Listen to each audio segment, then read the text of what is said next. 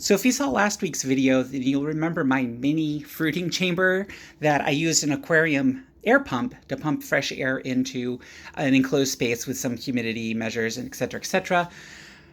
But that quickly got filled up. So after I harvested the golden oyster mushrooms from that bag, I went ahead and created a much upscaled version. So I went ahead and bought us a pretty high-powered CPU fan, maybe too powerful, so we'll talk about that in a second and possibly in future videos.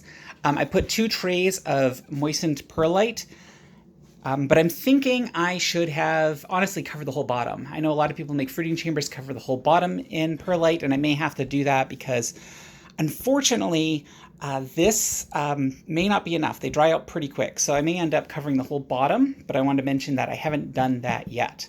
As you can see, I have no mushrooms growing yet, except for little ones starting to poke their heads out of this mason jar. I'll talk about that in a separate video, growing mushrooms out of mason jars. And, but yeah, so I really just wanted to share with you this very easy setup. Now, this is actually a fruiting chamber that was previously a fruiting chamber.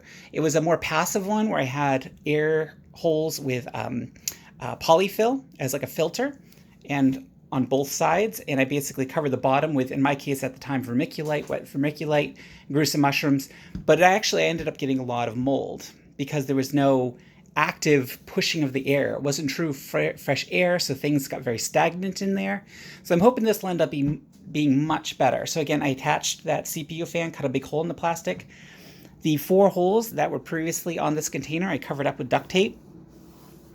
And the air is forced to go all the way across the mushrooms and then jet out the side here in these 4 holes. And honestly, it's pretty significant. It's probably hard to tell, probably impossible to tell on the video, but there's actually quite a jet of air coming through. So this is quite a little powerful fan. I may have to get something inline to actually adjust its speed because it may be too much. And that's the canary in the coal mine right there. My little mason jar mushroom experiment. If that ends up drying out or otherwise has problems growing, then I'll know that this is way too much. I think it's causing too much evaporation of the water too quickly. The fresh air is intense. It's quite a breeze coming through here. So we'll have to see, and we may have to adjust the actual power going to the fan to adjust its speed and adjust the amount of fresh air that's pushing through this. But in general, creating a fruiting chamber is really easy. Oh, and that's a thing to catch fungus gnats, because I have a problem with them in my house. Probably less so now because I've slowly gotten rid of all the plants in our house that have soil, which is where they were breeding, especially in this room. So I'm moving away from no soil in the house. So hopefully I'll be able to kill them all. But in any case, another topic, another video. So just get yourself a big plastic container, get some perlite, big bag of it. I would probably suggest you cover the whole bottom because that's probably what I'm going to end up doing. Keep it moist, install a fan at one end, blow it through. Now, because there's such a air pressure going this way, I'm not particularly concerned about spores coming in here and nastiness because it's actually blowing quite heavily. So if a spore was coming, I'm sure probably lots of stuff are getting in there, but a lot of things are also being blown out. There's definitely a positive pressure.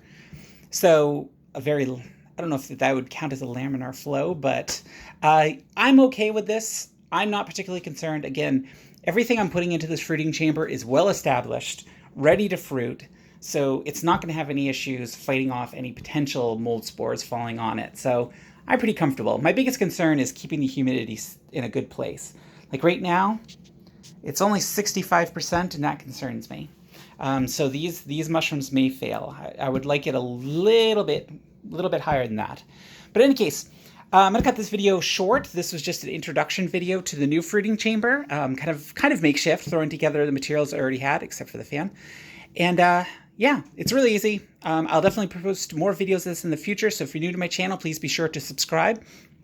And if you like this design and you want to see more videos about it, give me a thumbs up, and I'd love to hear your own fruiting chamber builds in the comments below, your own experiences with them, and any advice you may have for this particular setup. If there's something I'm missing, definitely let me know. I love the feedback. In any case, thank you so much for watching, and as always, thank you for joining me on this journey.